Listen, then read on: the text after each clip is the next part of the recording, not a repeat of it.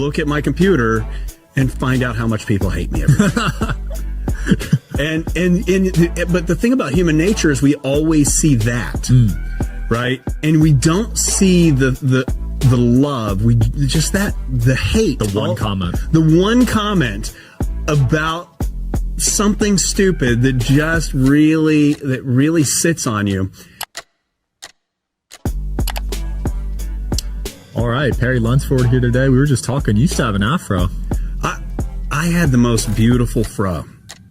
I mean, I don't know if it was afro. It was more. Yeah. We're gonna have to throw up a picture on the video. Yeah, I'm gonna have to find you one. That was when you were in the Air Force. You said that was. I was in the Air Force when I was in high school. My aunt was cool enough. I have this Aunt Chrissy and Uncle Ray that always took really good care of me, and I had just a little bit of curl, and there was this product they'd give me. They would curl it up just a little bit more. And for me, it was always just, even today, whatever makes me stand out a little bit more than everybody else. You know, why do I wear a puka shell necklace like a douche? Well, whatever. Even if it means you're just making fun of me, I'll take it. Whatever makes me stand out. Now I want to know why you wear that necklace. My grandmother gave me a puka shell necklace when I was in 4th grade. And I put it on, and all I ever wanted to be was a surfer when I was a kid. And growing up in Texas, there was no surfing. Yeah. So I love surfing now. Learned to surf. I'm a half crappy little surfer, but I love it.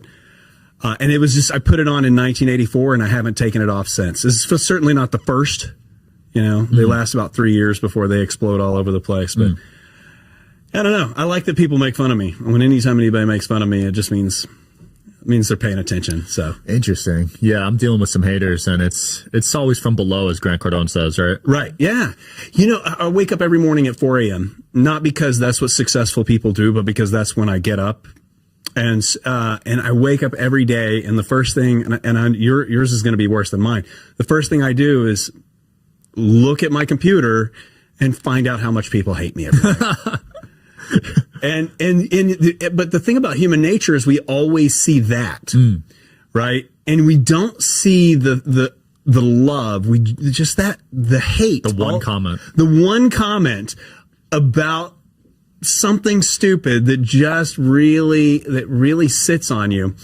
And you get to this place where you're like, is anybody listening? Does anyone care? Right? And then all of a sudden you'll be in an event, and there's like a line of people who want to talk to you, and they're like, you know, when you said this, that affected me this way. And so I always try to work really hard to keep that mental note in my head when I'm reading how many people think I'm a douchebag. Right. But haven't you ever noticed that every single one of those people, when you go to their profile, there's either a picture of their dog or their profile is always locked down. If it's not locked down, it's full of Jesus quotes. A lot of them do seem like alternate accounts. Yes. Yeah. I've noticed that. It's like a private account that's not their main account. Right. Well, because everybody's tough when nobody's listening. So. Right. But yeah, it's never like a real person. Rarely. It's rarely like an actual person with actual photos of themselves. It's usually some weird account, I've noticed. Yeah. Right. Yeah. And everything they're saying is, but isn't that life, right? Everybody's just projecting everything on other people. Yeah. Right? Every opinion you have of other people is most of the time, until you get to know them, an opinion you have about yourself that you're just projecting on them. So that's deep, man. That's deep. It? But it's true. It's just true. It's true. Because I used to be a hater, not online, but just like from a distance. Right. And it was all my insecurities I was projecting.